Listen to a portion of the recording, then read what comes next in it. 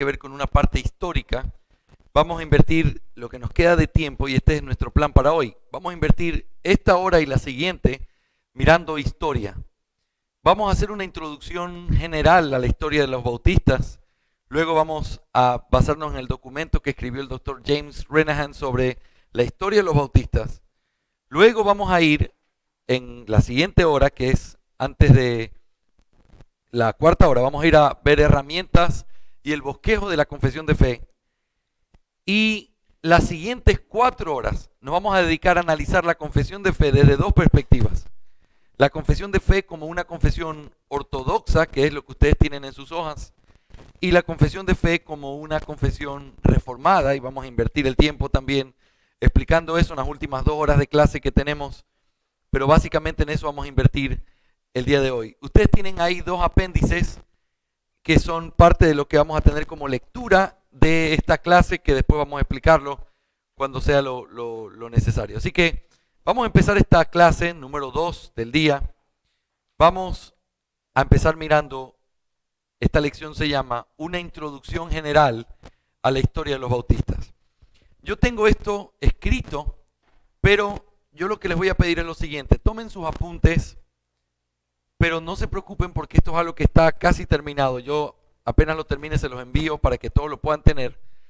Así que no se preocupen por datos específicos. Lo que yo quiero es que ustedes reciban la sensación de lo que quiero transmitir, es decir, el concepto, la verdad que está detrás de los detalles históricos que vamos a hablar. Voy a hacer referencia a un libro y voy a citar ciertas partes. No se preocupen por tomar apuntes porque eso está aquí. Ustedes lo van a poder tener después en su mano y ustedes mismos lo van a poder leer.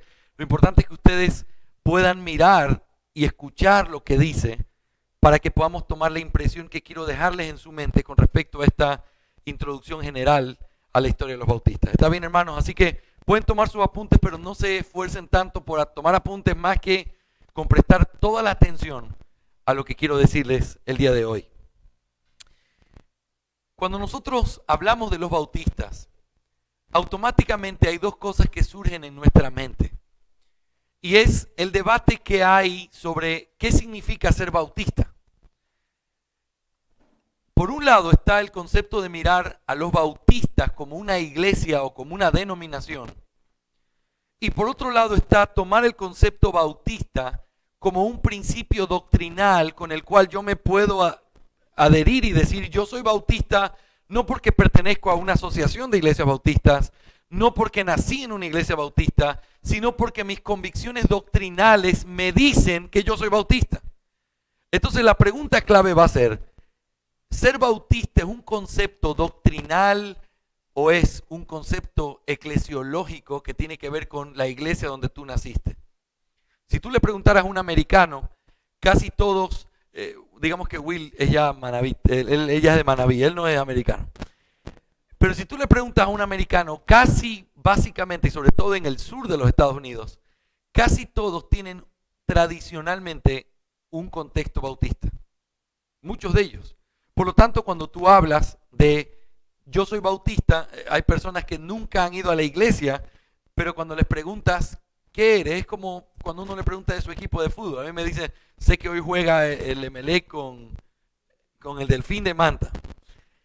Por cierto, por eso sacaron las cosas del carro, dijeron por si acaso la cosa se ponga fea con los hinchas del Emelec, sin querer lastimar a nadie. Pero el tema es que así como cuando uno dice, hace años que yo no veo fútbol, pero mi papá es barcelonista, yo crecí mirando al Barcelona, y alguien te pregunta, ¿de qué equipo eres? Uno dice, naturalmente yo soy barcelonista, porque eso es lo que te surge de tu tradición. Aunque no sepas ni quién es el director técnico, ni si ese equipo está en la B, en la C, o si ya lo eliminaron de todas las copas. Pero lo que les quiero decir es, el concepto eclesiológico de ser bautista a veces es básicamente una tradición y nada más. ¿Qué eres tú? Yo soy bautista. Mi religión es bautista porque mis padres se congregan en una iglesia bautista. Es como el concepto católico para nuestro contexto latinoamericano. Es un concepto tradicional. Ahora, lo que yo quiero probar el día de hoy es que los bautistas o el concepto bautista no es algo tan importante cuando nosotros lo hablamos de una conexión con una iglesia en particular. Yo vengo de tal asociación bautista y el que me bautizó era bautista y por eso yo soy bautista. No, sino con un concepto doctrinal. Porque los bautistas no vinieron desde el principio de la historia, sino que los bautistas aparecieron en un momento como iglesias bautistas con ese nombre, pero su doctrina, nosotros creemos que es una doctrina que es la que el Nuevo Testamento enseña de lo que significa ser una iglesia bíblica. Así que mi introducción va a basarse en tratar de contrarrestar el concepto que se enseña en muchos lugares de la iglesia bautista como una iglesia que viene desde el Nuevo Testamento y que tiene un nombre que se lleva desde el Nuevo Testamento y que hoy los bautistas que están en la tierra son parte de la denominación más antigua que existe, aún más antigua que la iglesia católica, porque son parte de la iglesia bautista que viene desde los apóstoles. Bueno, vamos a tratar de analizar eso con evidencia y vamos a tratar también de presentar lo que creemos que es la verdadera historia de la iglesia bautista. No una historia apasionada que trata de defender un nombre, sino que simplemente levantamos los distintivos. Y si alguien tiene esos distintivos, puede llamarse con toda confianza un bautista, aunque haya nacido en cualquier tipo de iglesia o nunca haya tenido relación con una iglesia bautista. Esto es algo que quiero probarlo para ustedes el día de hoy. Contar la historia nunca ha sido una tarea fácil. La historia que se cuenta a nuestro alrededor está marcada de desequilibrios e imparcialidad. Si ustedes ven películas así como yo sobre historia, a veces es triste que uno ve una película, no sé si les pasa a ustedes, pero yo veo una película que dice de la vida real. Y entonces la estoy viendo y me emociono con la historia y hay una historia de amor tremenda y de pronto uno va y busca en Wikipedia, que todo lo sabe, y uno dice, no, eso no era así, así ni siquiera se llamaba su esposa, no, eso no pasó, eso se cree, pero realmente, y de pronto comienzan a desdibujarte la imagen que tú tienes, porque comienzas a tocar la verdadera realidad de quién es la persona de la que se habló. Eso pasa cuando hay películas biográficas, o eso pasa hasta mientras yo era niño, siempre estuve convencido de que los Estados Unidos habían vencido en la guerra contra Vietnam. Yo estaba convencido de eso. Eso fue una victoria americana y de pronto, pero ¿por qué? Porque la historia depende de quién la cuenta. Y la historia normalmente viene con un desequilibrio que tiene que ver con las intenciones o la motivación del corazón de aquel que te está contando la historia. Y eso pasa en todos los aspectos. Bien se ha dicho que la historia siempre es contada desde la perspectiva de los que ganan las batallas.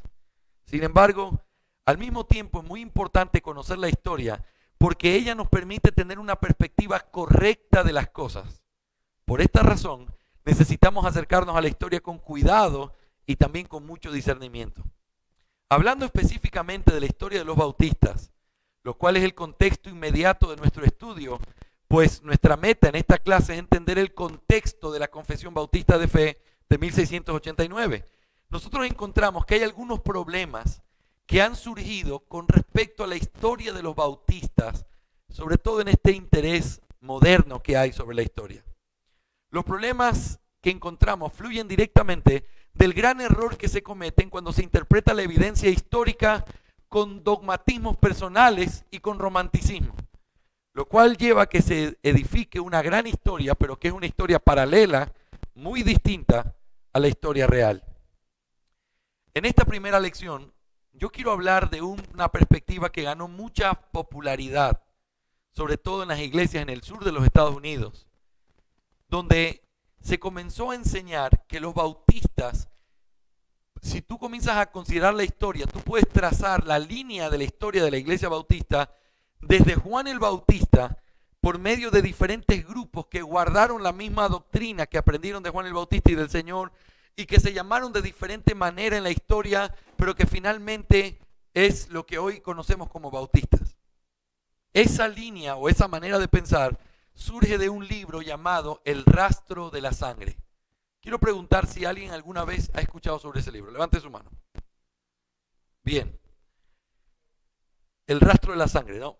Qué bueno. Me alegro mucho que no hayan escuchado. Ahora, ese libro marca una historia que, según lo que entendemos, es una historia que es producto de una idea romántica que trata de ver la historia desde la perspectiva de que los bautistas siempre han estado y que la doctrina bautista es la doctrina verdadera, porque esa era la iglesia que el Señor Jesucristo fundó.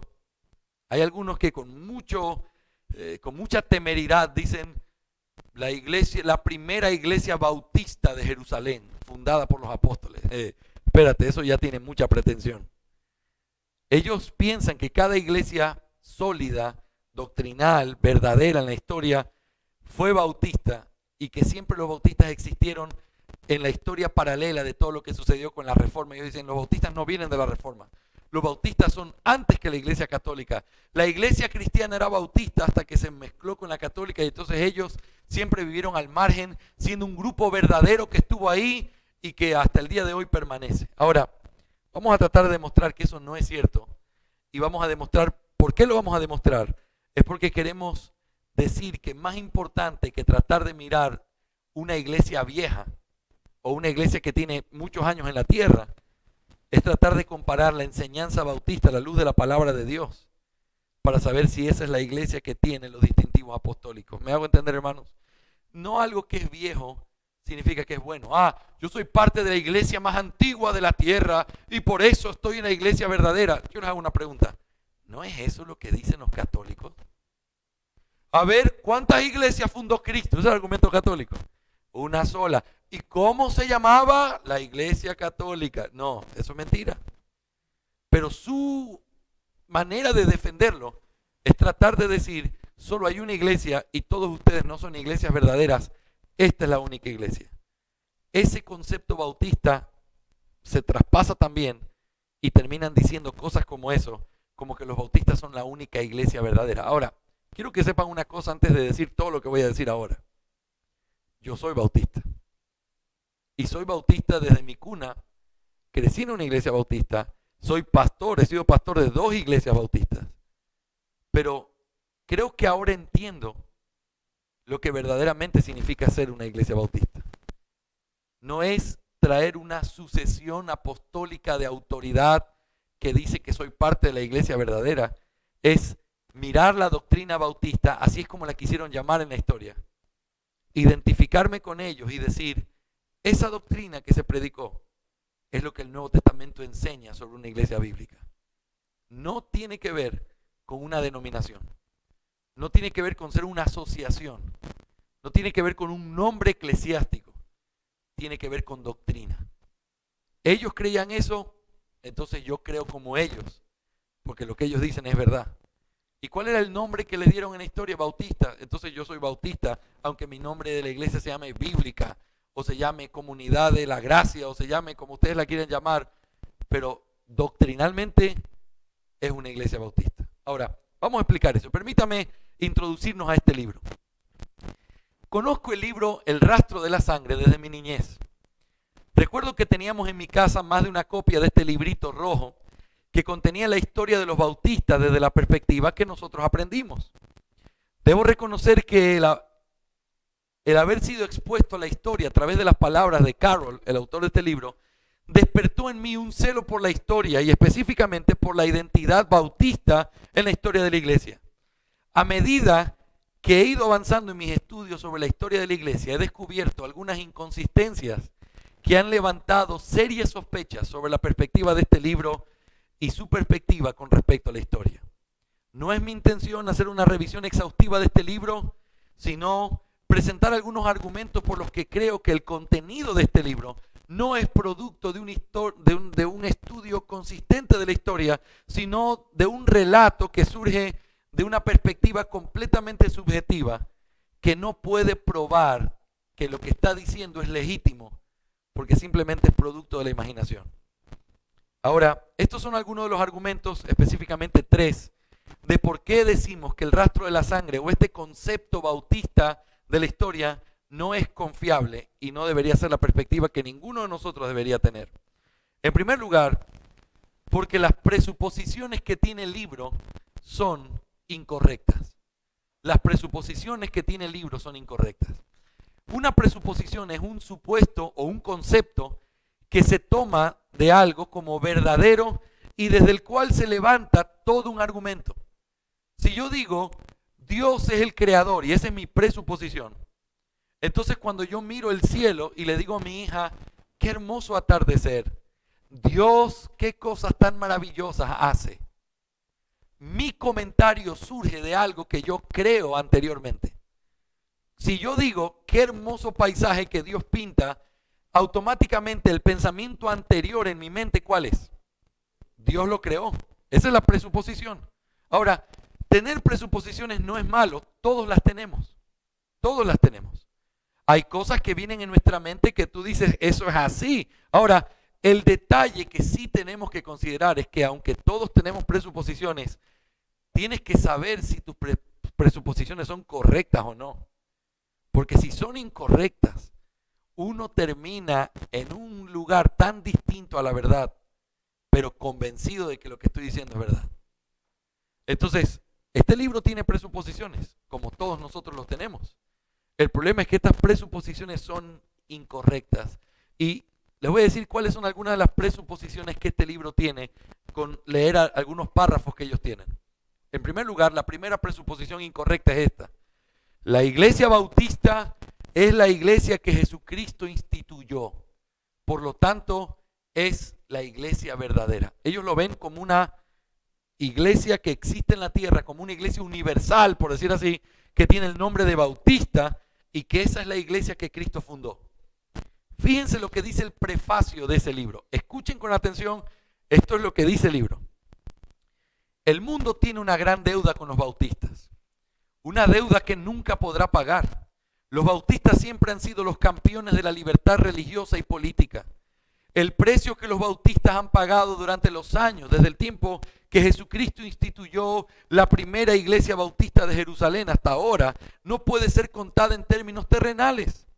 Los sacaron de sus casas, vendidos en los mercados de esclavos, ahogados en los ríos, hervidos en aceite, quemados vivos en estacas, perseguidos excesivamente. Los bautistas han permanecido leales y fieles al evangelio de nuestro Señor Jesucristo, a pesar de la persecución de afuera y los enemigos satánicos infiltrados por Satanás adentro.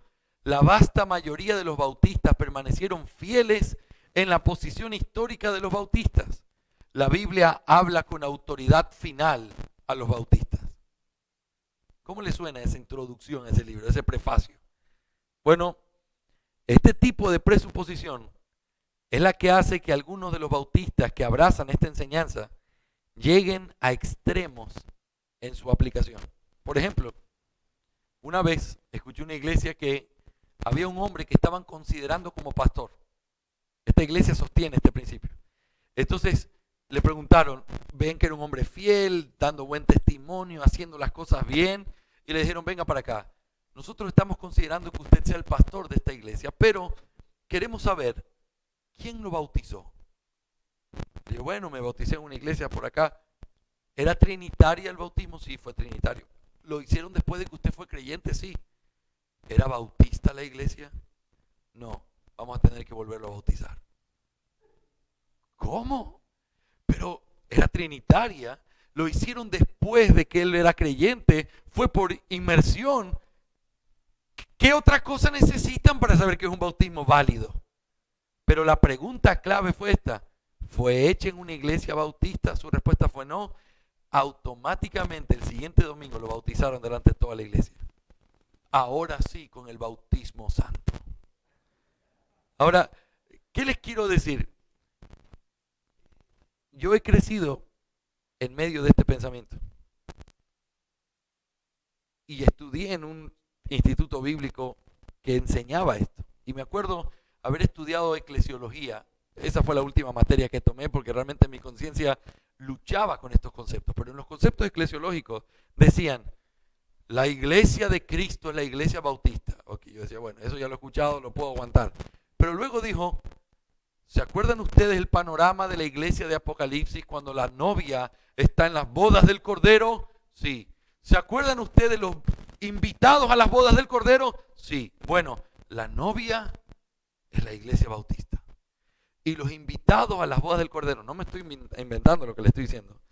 Y los invitados a las bodas del Cordero son las otras organizaciones eclesiásticas, que no se les puede llamar iglesias, sino organizaciones eclesiásticas. O sea, mi primo pentecostal está ahí, sí, él no va a estar con la novia, él está ahí. O sea, mi primo de la Alianza Cristiana y Misionera está ahí, sí, va a estar en el público, no va a estar. ¿Cómo tú llegas a hacer esas conclusiones? Cuando tú tienes presuposiciones falsas. Presuposiciones que te convierten en alguien sectario, pensando, esta es la iglesia verdadera. Por cierto, ¿ustedes saben cómo se descubre una secta? Cuando alguien te dice, esta es la iglesia verdadera. ¿Qué dicen los adventistas del séptimo día? Esta es la iglesia. ¿Qué te dice un testigo de Jehová? ¿O qué te dice la iglesia de Jesucristo de los santos de los últimos días? Esta es la única iglesia donde hay salvación. Ese es un pensamiento sectario. Este tipo de presuposiciones, yo no niego que quienes diseñaron esto son hermanos en Cristo. Pero lo que sí quiero decir es que esto ha llevado a que ese tipo de iglesias que sostienen este tipo de apasionamiento con la historia bautista o con esta falsa entendimiento, llegan a ser tan extremos y legalistas en su manera de pensar que ellos no aceptan ninguna otra iglesia verdadera si no es bautista. Este pensamiento es evidente también en la introducción del libro. Lo que leímos era el apéndice. Ahora en la introducción se nos dice que la razón por la cual el autor se motivó a estudiar la historia de la iglesia fue para tratar de responder la pregunta, ¿cuál será la iglesia que el Señor Jesús fundó en la tierra? Esa es la pregunta equivocada. Este tipo de aseveraciones nos demuestra el carácter desbalanceado del propósito que persigue este libro. Creo que las preguntas que deberíamos hacernos son las siguientes. ¿Debemos buscar la iglesia que Cristo fundó en las páginas de la historia o en las páginas de la Biblia? Esa es una buena pregunta. ¿Cómo tú sabes si una iglesia es la iglesia verdadera? Por ver su registro que te lleva perfectamente siguiendo, este fue bautizado por este y el pastor de este fue este y este fue el pastor de este y este tuvo que venir de la iglesia de Spurgeon para que sea la iglesia verdadera y él vino de este de acá y tiran toda una línea hacia atrás, toda una línea y dicen es la iglesia verdadera porque hay toda una sucesión.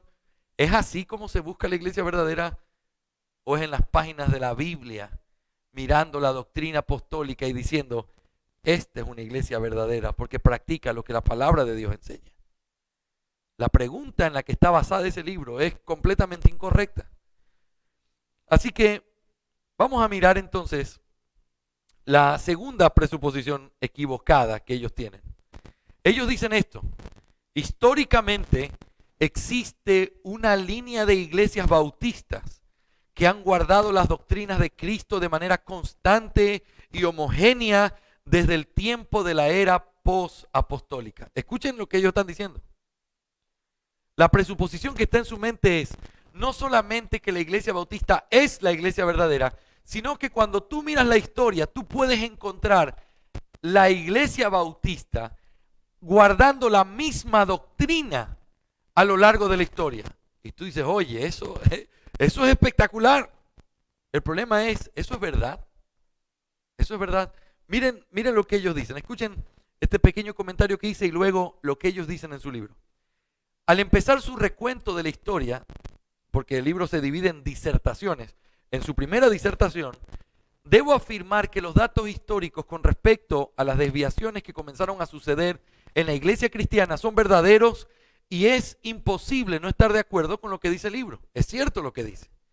El acomodo, esa es la palabra que usa el libro, del gobierno de la iglesia a un patrón similar del gobierno civil del Imperio Romano, la introducción del bautismo de infantes y la unión de la iglesia con el Estado en el tiempo de Constantino es completamente cierto e históricamente preciso. Todo eso lo dice el libro y lo reconocemos. Estoy completamente de acuerdo también con las características del perfil de una iglesia neotestamentaria que Carroll da en este libro. Creemos y sostenemos que estos son los rasgos de una iglesia conforme al modelo bíblico. Sin embargo, el gran problema surge de las aseveraciones dogmáticas, que no han sido probadas históricamente, de que La iglesia bautista ha existido a lo largo de la historia como un cuerpo definido y homogéneo de iglesias locales independientes que han permanecido siempre fieles a la verdad de Jesucristo y que a lo largo de la historia recibió diferentes nombres. Ese es mi comentario. Ahora escuchen lo que el libro dice. Esta conducta de parte de las iglesias leales es la expresión que usa, pronto incurrió en el furibundo desagrado de los devotos de la religión del Estado, muchos de los cuales, si no la mayoría de ellos, no eran genuinos cristianos. Sin embargo, a partir de ese momento, se les negó el nombre de cristianos a los que integraban las iglesias leales que rehusaban aceptar los nuevos errores. Es más, no solo fueron despojados de este nombre, sino que se les puso muchos otros nombres. De manera que unas veces fueron llamados de una manera y otras de otra manera. Y así se les llamó, y comienza una lista de nombres: montañistas, tertulianistas, novacianos, petrobrucianos, etc. Y algunos, al menos a causa de su práctica de rebautizar a los que habían sido bautizados en la infancia, fueron denominados anabautistas. Eso le encanta decir al libro. Ahora fíjense lo que está diciendo. La iglesia cristiana surge de los apóstoles, esa iglesia cristiana está creciendo en la fe, de pronto la iglesia comienza a desviarse de la verdad porque se une con el Estado. Pero, dice él, hubo un grupo de gente que no quiso unirse a ese movimiento. Y a ese grupo dejaron de decirles cristianos por haber salido de la iglesia cristiana, que era la mezcla que se había hecho, y a ese grupo se le llamó de diferentes maneras. Otro de los nombres que le da es anabautistas, pero el problema que hay es el tipo de nombres que él cita, como que estuvieran conectados los unos con los otros. Es decir, la iglesia verdadera se mantuvo fiel y algunos de los nombres que recibió esa iglesia fue, por ejemplo, montañistas. Ahora, permítame hacer comentarios cortitos con respecto a esto. Los montañistas eran un grupo carismático que enseñaba la continuación de los dones de profecía y estaba centrado en Montano, que era su fundador, el cual decía que él era un profeta. Él dice, la iglesia fiel que no se unió con la cosa católica, se les llamó montañistas. Y uno dice, esos son los bautistas de antaño. No, si ellos se compararan con lo que los montañistas enseñaban, ellos dirían, nosotros no tenemos nada que ver con ellos. En la iglesia bautista, según como nosotros entendemos la doctrina bautista, no hay reclamo de pastores diciendo que son profetas. Eso no es parte de la tradición bautista, por lo menos conservadora. Muchos bautistas que sostienen esto dirían, no, ese no fue ni mi primo cercano. Sin embargo, el nombre de montañistas aparece como parte de la línea de sucesión de lo que después se conoció como anabautistas, y después, él va a decir más adelante, le quitaron el ana y quedó como bautistas. Es decir, los montanistas fueron abuelos en esa línea de la iglesia verdadera de Jesucristo, que es la iglesia bautista, que un día se llamó montañista. El problema es que históricamente lo que el libro está afirmando es completamente contradictorio con la doctrina cristiana. Los montañistas tuvieron que apartarse porque fueron vistos como heréticos, porque ellos comenzaron a pregonar que ellos recibían revelaciones de parte de Dios y que la Biblia, no tenían la Biblia en la mano en ese tiempo, pero ellos decían que ellos recibían lo que Dios quería que el pueblo haga. Eran carismáticos. También aparece aquí los novacianos. Los novacianos era un grupo que se separó de la iglesia, que se estaba uniendo con el Estado, porque ellos no quisieron admitir en la comunión de la iglesia a aquellos que habían cometido el pecado de muerte. Esto no tiene nada que ver con el bautismo de creyentes. Esto no tiene nada que ver con tener la doctrina bautista. Esto era una división que surgió. Si ustedes estudian la historia de la iglesia, hay un montón de divisiones. Estaban aquí y de pronto en tal cosa no estuvieron de acuerdo. Y un grupo salió y se llamó así y el otro se llamó así. Más adelante en la historia, otro desacuerdo. Un grupo se llamó así y el otro se llamó así. El problema es que este autor agarra todos esos grupos divisivos que salieron de la línea y comienza a decir, ellos son nuestros ancestros porque nunca estuvieron de acuerdo con las enseñanzas generales de la iglesia apóstata. El problema es que cuando comienzas a considerar cada uno de esos grupos, ninguno de esos grupos era realmente un grupo que mantenía la misma doctrina. Ni siquiera entre esos grupos mantenían la misma doctrina. Unos eran carismáticos, los otros hablaban de profetas, los otros eran radicales y usaban armas. Ninguno era igual, pero ellos reclaman una misma línea de herencia. Ahora, la tercera presuposición equivocada. Présteme atención y abre los ojos que estamos al principio recién. La tercera cosa es, ellos dicen, los bautistas en la historia son conocidos como anabautistas. Si ustedes tienen suficiente tiempo en una iglesia bautista de este tipo, ustedes van a escuchar que nuestra conexión supuestamente histórica es que nosotros venimos de los anabautistas, los cuales no vinieron de la Reforma, sino que existieron antes de la Reforma. Y entonces los anabautistas son como nuestros primos en el pasado. Ellos fueron nuestros padres y nosotros aprendimos de ellos y es como la línea de sucesión. Esto es algo que él lo va a repetir muchas veces. El autor hace una conexión histórica entre los cristianos, a quienes llama bautistas, con otros grupos históricos, pero específicamente, de manera afirmativa y absoluta, con los anabautistas. Para él, los anabautistas históricos son los bautistas primitivos en el tiempo. En esto voy a insistir grandemente, pues no se puede reclamar una sucesión o conexión histórica si no se demuestra históricamente este rastro, y más importante todavía, si no se demuestra que la fe anabautista era la misma que los bautistas tenemos hoy. ¿Cómo yo reclamo que son mis ancestros si no sé lo que creían? ¿Por el nombre? Porque suenan parecido a bautistas, significa que por eso son nuestros ancestros. Para saber si ellos son nuestros ancestros hay que revisar su doctrina. Y hay que revisar si su doctrina fue enseñada a los bautistas y entonces los bautistas aprendieron de ellos. Me hago entender, no es un tema de nombres, no es un tema de esta iglesia antigua, no, tiene que haber una conexión. El hecho de que los anabautistas hayan bautizado solo creyentes no los convierte en bautistas, pues tenían muchas doctrinas que fácilmente se pueden demostrar que contradicen lo que muchos bautistas sostienen. Por ejemplo, los anabautistas fueron conocidos en la historia por creer que Dios les hablaba de manera inmediata, es decir, que Dios se les revelaba de manera audible. Ellos creían en la continuación de los dones de revelación. Cuando estudiemos la confesión de fe el siguiente mes, ya en el capítulo 1, nos vamos a dar cuenta que uno de los detalles clave es que los bautistas quisieron dejar en claro que ellos no creían en la continuación de los dones. Ellos creían que los dones habían cesado y cuando ellos dicen eso, automáticamente nosotros entendemos que es una forma de decir, nosotros no somos anabautistas. Nosotros no creemos lo mismo que ellos. No nos comparen con ellos, porque ellos creen que Dios sigue hablando de manera audible. Nosotros no sostenemos eso. Nosotros creemos que en la Escritura está toda la autoridad. Entonces no se puede reclamar, nosotros venimos de los anabautistas si tú no tienes una evidencia histórica suficiente. ¿Me hago entender, hermanos? Sé que esto es pesadito, pero les pido que escuchen porque de alguna manera esto es clave para poder entender lo que estamos diciendo. Miren lo que dice en la disertación tercera, en el punto 18, con respecto a esta conexión entre los bautistas y los anabautistas. Escuchen. Pero las persecuciones no cesaron entonces de los odiados anabautistas, llamados ahora bautistas.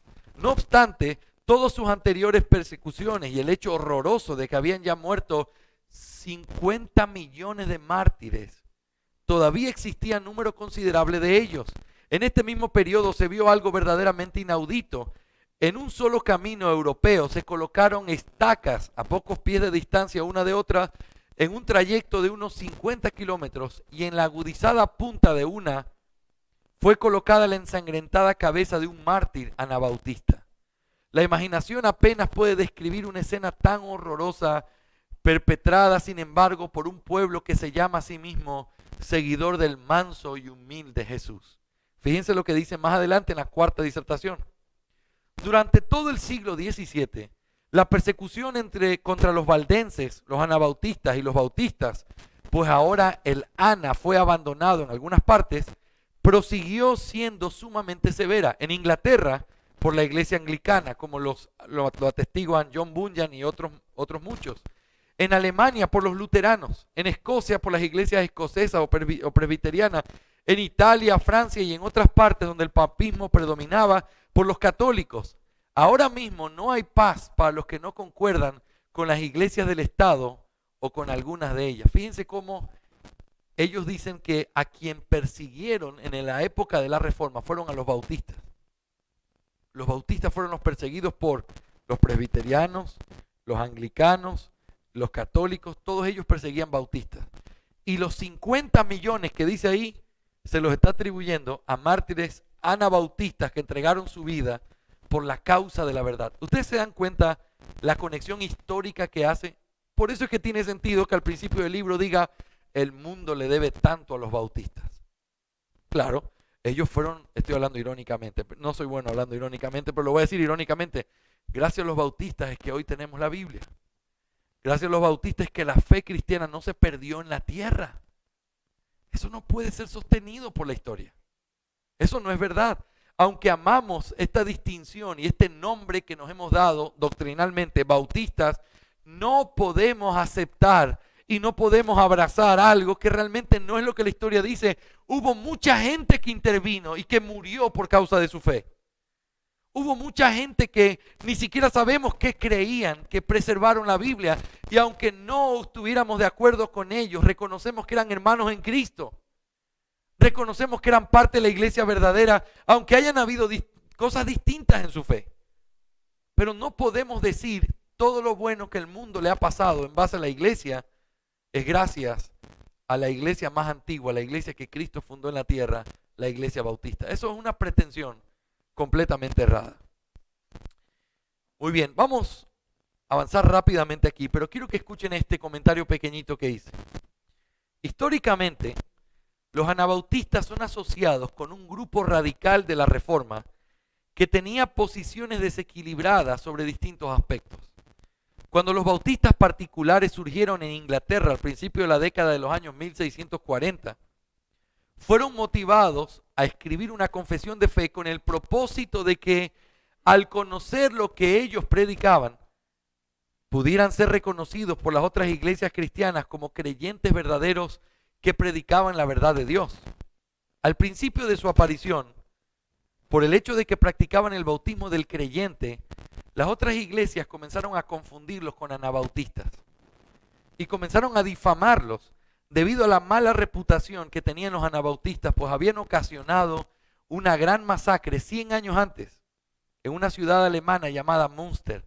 Debido a este antecedente, los editores de la primera confesión bautista de fe, que se hizo en 1644, dijeron lo siguiente en la portada. Esto es lo que dice la portada original, escuchen.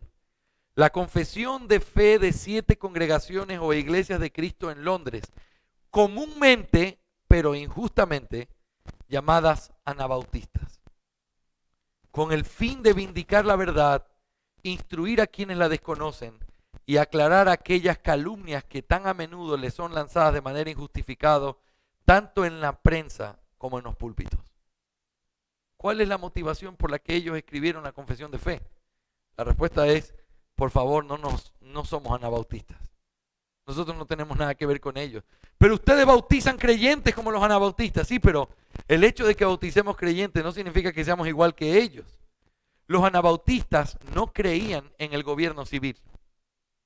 Históricamente los anabautistas se les llama una reforma radical porque ellos se iban de las ciudades, se iban al campo, vivían lejos de la civilización para poder vivir sin tener que estar bajo el imperio o el trabajo de ningún hombre, porque ellos veían el gobierno humano como siendo un siervo de Satanás.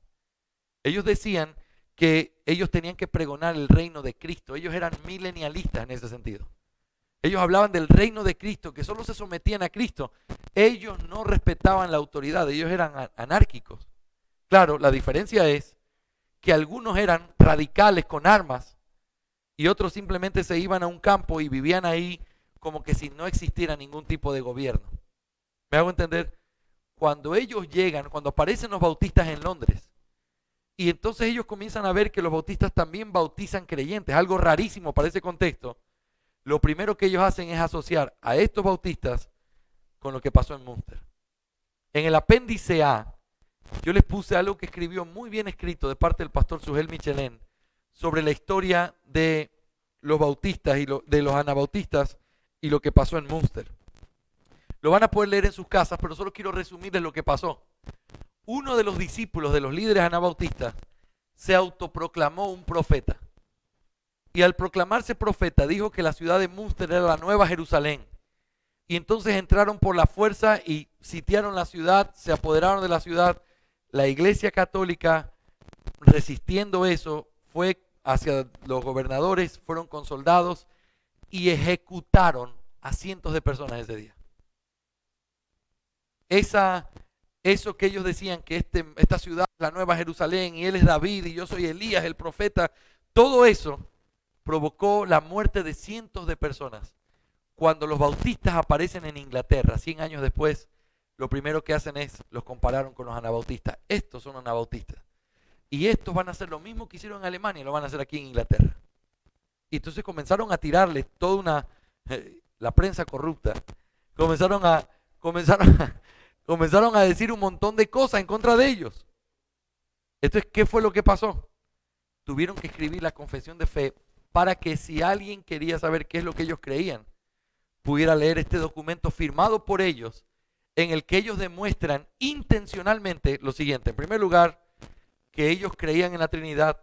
En segundo lugar, que ellos creían en el gobierno civil. Y es gracioso porque la confesión dice y que ellos pagaban sus impuestos y le rendían tributos al rey. ¿Por qué dicen eso? Bueno, para evidenciar que ellos no eran anabautistas. Y en tercer lugar, diciendo también cuáles eran sus doctrinas con respecto a las diferentes cosas. Eso ayudó a que los presbiterianos dijeran como, o sea que no son lo mismo. No, ya. Así fue como ganaron un espacio. Pero tuvo que haber una explicación y precisamente es tan absurdo que lo que los bautistas particulares trataron de probar que no era verdad, es decir, nosotros no venimos de los anabautistas, no somos anabautistas. Hay muchos bautistas hoy que están tratando de demostrar lo contrario. No, los bautistas son los anabautistas antiguos. Es increíble cómo la historia tiene ese tipo de contradicciones. No me queda mucho tiempo más, solo quiero decir dos cosas con respecto a esto. En primer lugar, hemos dicho que las presuposiciones de este libro son incorrectas, pero también en segundo lugar, las afirmaciones históricas de este libro son incorrectas. Si ustedes lo leen, es un libro pequeñito, léanlo por cultura para saber lo que dice. Ese libro dice cosas extrañas, como por ejemplo, hablando del cuarto concilio ecuménico que se celebró en Calcedonia en el año 451. Acuérdense que él está contando la historia. Él dice, este concilio fue llamado por el emperador y vinieron entre 500 y 600 obispos metropolitanos. Dice, durante este concilio, la doctrina que es conocida como la mariolatría fue promulgada. Esto significa la adoración a María, la Madre de Cristo. Es interesante porque cuando se reunieron para hacer el concilio de Calcedonia, la iglesia cristiana, la razón por la que ellos se reunieron fue para poder corregir errores que se estaban diciendo con respecto a la persona de Cristo. Es decir, Él no es Dios como el Padre, Él no tuvo un cuerpo verdadero. Para eso se hizo ese concilio, históricamente hablando, probado con fuentes históricas. Pero lo que dice este hombre es, se reunieron para proclamar el culto a María. Así como eso, hay muchas contradicciones que uno encuentra en el libro de lo que él dice que pasó y lo que realmente pasó. Es difícil cuando uno conversa con alguien que tiene su propia versión de lo que pasó. ¿Sí o no? Bueno, eso es lo que tú dices que pasó. Ahora sí te voy a decir lo que pasó. Cuando alguien tiene su propia versión de lo que pasó, normalmente es alguien que no es digno de confianza. Y esto es lo que nosotros apelamos a este tipo de literatura. Ustedes van a recibir esto escrito para que lo puedan tener. Quiero decir en el punto número 3, las conclusiones del libro también son incorrectas. Es evidente las conclusiones a las que él llega. Existe una línea de sucesión entre Juan el Bautista y los bautistas modernos. Hay una iglesia bautista que siempre ha estado sobre la tierra. Son las conclusiones a las que él llega. La única iglesia verdadera es la iglesia bautista. Es realmente lamentable que esa sea la posición que él toma, porque es una posición radical que, como dije anteriormente, lleva a la aplicación radical de ciertas cosas prácticas en las iglesias. Si tu iglesia es la única iglesia verdadera, entonces tú tienes permiso para cuestionar si alguien viene de otra iglesia para pedirle que se vuelva a bautizar, o desconfiar diciendo, me acordé una vez algo que dijo un pastor bautista de esta misma línea. Dice, se jactaba mientras me lo contaba y yo me moría de coraje mientras lo escuchaba. Pero él decía, ¿te acuerdas lo que pasó el otro día en la conferencia? Y yo en medio de una conversación, sí, claro, qué bien ese momento. Entonces dice que el predicador estaba ahí, era como una campaña, una predicación del evangelio. Y entonces dice, por favor, levanten la mano todos los que están aquí que no son bautistas. Y entonces alguien levantó la mano. La gente de ahí levantó la mano. Y entonces le dijo en voz alta, por favor, un bautista que le predique el evangelio. ¡Qué atrevimiento!, ¿no? Todos los que son bautistas, a la iglesia verdadera, son creyentes. Todos los que no son bautistas, por favor, que alguien le predique el evangelio, un bautista que le predique para que lo haga de la iglesia verdadera. Ese tipo de actitudes son actitudes que ha llevado a que mucha gente tenga ciertas consideraciones con el nombre bautista o con la iglesia bautista. Lastimosamente es una pena que eso haya pasado. Amamos nuestra herencia bautista, pero no es un tema denominacional. Y lastimosamente tengo que decirles en esta mañana que muchas de estas iglesias que se jactan de ser bautistas, su doctrina es una contradicción a lo que los bautistas creyeron en la historia. Aquí nosotros decimos que solo hay un pastor, se jactan de eso como que fuera una doctrina bautista. Y uno lee los documentos bautistas y ellos siempre creyeron en la pluralidad de ancianos. Eso no es bautista, me dijeron una vez cuando yo estaba hablando sobre las doctrinas de la gracia. Eso no es bautista. Y uno va a la historia y precisamente eso es lo que los bautistas enseñaban. Entonces, cuando uno tiene ese tipo de visión tan obstruida de lo que realmente pasó en la historia, uno puede llegar a tomar este tipo de posiciones que son equivocadas. Termino dando algunas lecciones prácticas de la historia. En primer lugar, no hubo, no hay y no habrá hombres perfectos que enseñen toda la verdad de manera perfecta. ¿Saben eso o no? No hubo, no hay y no habrá hombres perfectos que enseñen toda la doctrina perfecta. Y creo que eso es a propósito que Dios permitió que fuera así.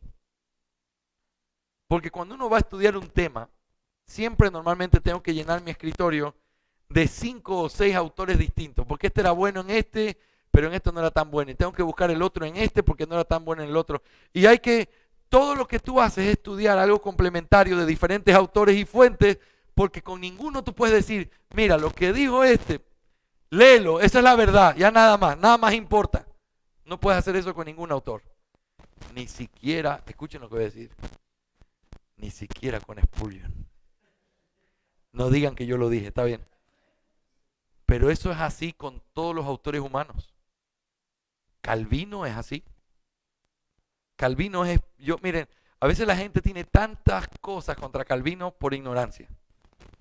Y lo que yo les quiero pedir es que pasen salten esa línea de donde la gente se queda, uy, eso es doctrina de hombre, léanlo. Y después me dicen si es doctrina de hombre. Y cuando uno lee a Calvino, uno dice, oye, la exégesis que tenía ese hombre era espectacular. Ese hombre tenía algo que ningún otro hombre ha tenido. De Dios, por supuesto. Pero un hombre esforzado en su estudio, sabía todos los idiomas bíblicos, un hombre con otro nivel cultural, otro nivel intelectual, y cuando uno lee su análisis de los textos, uno dice, oye, esto es increíble, ¿cómo me ilumina la mente leer lo que él dijo? Porque realmente es un comentario que es conforme a su contexto. Pero también hay otras cosas donde tú dices, pero hace unos años atrás estaba tomando la materia de la historia de la iglesia primitiva y me mandaron a leer como 3 o 4 tratados de Agustín de Hipona. Agustín de Hipona es uno de los teólogos favoritos de la historia. Fue el teólogo más importante en la Edad Media. Es decir, del 500 al 1500 fue el teólogo de cabecera. La gente leía a Agustín de Hipona como la base de lo que la iglesia cristiana enseñaba. Ahora, Cuando uno va leyendo a Agustín, es como subirse en una montaña rusa. Realmente no puedo decirles por experiencia lo que es subirse en una montaña rusa, porque no es algo que me fascine, pero así debe ser. Tú te subes y estás en la gloria con lo que él está diciendo de la Trinidad. Oh, esto es espectacular. Esto es la forma en la que él lo dice, es tan increíble. Señor, gracias por la sabiduría que le diste a este hombre. Y luego sigues ahí arriba cuando escuchas lo que él dice con respecto a la predestinación. Qué bien bíblicamente, qué sólido como lo enseña. Y de pronto comienzas a sentir eso que no quieres sentir en el estómago. Cuando comienzas a bajar y te dice que cuando los niños son bautizados, Dios los regenera. Tú dices, y si ustedes ven mis apuntes sobre Agustín, yo tengo mi libro subrayado con rojo, excelente, y de pronto una X y un signo de pregunta diciendo, pero papá lindo, ¿qué fue lo que te pasó aquí? Se durmió aquí mientras estaba estudiando. ¿Cómo puede llegar a esa conclusión? Después de saber que no era un hombre que decía simplemente lo que se le venía a la mente, era un erudito. Y llegó a conclusiones como esa. Dios escoge desde antes de la fundación del mundo. Oh, sí, eso es bíblico. Y después, y los niños cuando son bautizados, el Señor los regenera y les da vida. ¿De dónde sacaste eso? Claro, y uno entiende. Era católico en su formación, eso era lo que él había aprendido, esa era la iglesia donde él enseñó, eso era lo que estaba arraigado a su alma, esa era su presuposición. Y por eso se equivocó. Y cuando uno aprende a leer así los autores, pierde el apasionamiento que tiene de decir todo lo que él diga. Es como cuando uno va y normalmente uno está así en guardia, ¿no? Y sobre todo si te predica el pastor de tu iglesia, tú estás en guardia. A ver, pastor, dígame que voy a mirar si esto es bíblico. Pero, cuando tú vas donde ciertos autores, es como que tú vas a las manos y dices, pega, pega. Como que nos dejamos pegar, lo que tú digas, eso es así. Y reconozco eso, haberme pasado quizás con John MacArthur en algún momento. Todo lo que él decía era como la palabra profética más segura. Y de pronto uno comienza a estudiar y te das cuenta que hay cosas que tú dices, pero... O cosas que él creía antes que hoy ya no las cree, gracias a Dios. Porque ha cambiado en muchas cosas para bien. Pero tú dices, ¿qué es lo que nos enseña todo esto? Que no hay un autor, un hombre, un teólogo perfecto que haya guardado la doctrina sacrosanta a la cual tú puedes decir, yo soy discípulo de fulanito, porque él sí creía la verdad.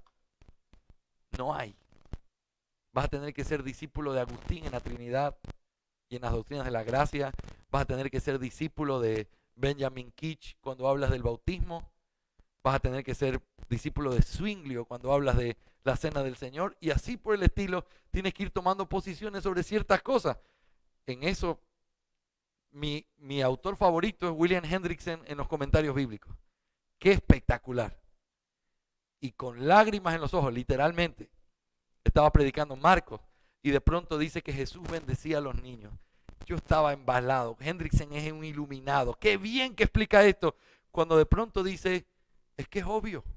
Si él estaba orando por los niños, lo que estaba haciendo por medio de la oración era que los estaba regenerando. ¿Qué? Y voy a Calvino, lo mismo. No puede ser. Dije, no les voy a hablar por una semana. Estuvieron cerrados esos libros ahí por un buen tiempo. Y literalmente a veces uno se siente solo porque yo considero que ellos son mis amigos. Voy con ellos en la lucha, en una pregunta, sé que les puedo preguntar a ellos buscando en sus libros, pero hay momentos donde te sientes en tanta soledad porque tú dices, oye, hasta los mejores a veces pegaban en el palo y no hacían el gol. Y eso es algo que nos ayuda, porque entonces ninguno puede ser idolatrado. Siempre tiene que haber una lectura juiciosa, con conceptos claros que te ayude a decir, esto no está bien. Este concepto no es bíblico. Y por otro lado, reconocer qué bendición lo que estos hombres aportaron a la fe. Ahora, eso te da un equilibrio, porque entonces tú no estás buscando en la historia a ver qué nombre me voy a poner en la iglesia para poder estar de acuerdo con ellos en todo lo que predicaron. Hace unos años atrás, un hermano en Argentina decidió ponerle a su iglesia puritana, no sé cuánto. Primero, fuera completamente del contexto, pero cuando uno estudia a los puritanos, se da cuenta que aún los puritanos eran tan diferentes en su manera de pensar. Uno recomienda grandemente el libro El Pastor Reformado de Richard Baxter. Y nada más de Richard Baxter. No lean nada más de Richard Baxter. Él creía que la justificación era por medio de, tú creías, pero luego tenías que hacer obras meritorias, no para ganarte la salvación, sino para conservarla. Era una cosa rarísima su teología de la justificación, que te lleva a decir, oye, pero su libro sobre la teología pastoral es increíble, ¿sí? Así como tenía otras cosas que eran muy terribles en su teología. Por eso no nos podemos casar con un nombre tratando de decir esto es lo perfecto. Pero cuando nosotros decimos somos bautistas, estamos diciendo el sistema de doctrinas que los bautistas predicaron es algo que nosotros tomamos. Y por eso yo digo, yo soy bautista. No porque me haya ordenado un ministro bautista, que un ministro bautista lo haya ordenado a él y otro ministro bautista lo haya ordenado a él. Que sí fue así, pero no es por eso. Es porque la doctrina que nosotros creemos es lo que ellos sostenían, y por eso decimos, yo me identifico con los bautistas en la historia. Somos bautistas por una convicción doctrinal, no por una perfección a lo largo de la historia. ¿Me hago entender, hermanos? Esto es importante. La verdad, esta es la segunda conclusión, la verdad siempre ha estado en la tierra y nunca ha sido producto de la novedad. La verdad puede ser rastreada, en la historia. Lo que quiero decir es, si ustedes encuentran un grupo que dice en algún momento, por fin encontramos la doctrina verdadera, algo que nunca nadie había visto, ni Agustín de Hipona, ni Lutero, ni Calvino, ni los bautistas, ni los puritanos, nadie la vio. Esto es algo que nosotros descubrimos. Yo les pido que salgan corriendo de quien dijo eso. No porque no creamos en su esfuerzo por estudiar. Es porque el Espíritu Santo ha estado con su iglesia desde siempre. Es porque la palabra ha estado con la iglesia desde siempre. Y es porque siempre hay hombres de Dios que han estado estudiando la palabra. Y me parece un poco improbable que ante tantos ojos hayan doctrinas que 2000 años nadie las haya visto y que tú y yo las podamos encontrar. Lo más probable es que nosotros estemos equivocados. Eso es nuestro comentario con respecto al dispensacionalismo, con respecto a la doctrina del arrebatamiento de la iglesia. Son cosas que vamos a tener que estudiarlas juntos y analizarlas. Y no tenemos que creer igual. Lo que les digo es, la historia es interesante. Porque si algo es nuevo, es probable que no sea verdad. Porque si es verdad, no es nuevo. Siempre lo van a poder encontrar en la historia. En tercer lugar y último, ha sido la responsabilidad de los creyentes el considerar lo que había a su alrededor y comprobarlo con las Escrituras. Siempre ha sido esa la forma. Estudiamos la Biblia no porque alguien lo dice, sino corroborando que lo que diga es conforme a la verdad. Y ese es el trabajo que tenemos nosotros el día de hoy como iglesia, el tener que revisar si lo que se dice es conforme a la verdad de Dios. Amén, hermanos. Muy bien, hemos terminado esta segunda hora de clase. Pero quiero saber si hay alguna pregunta sobre este libro o sobre esta postura de los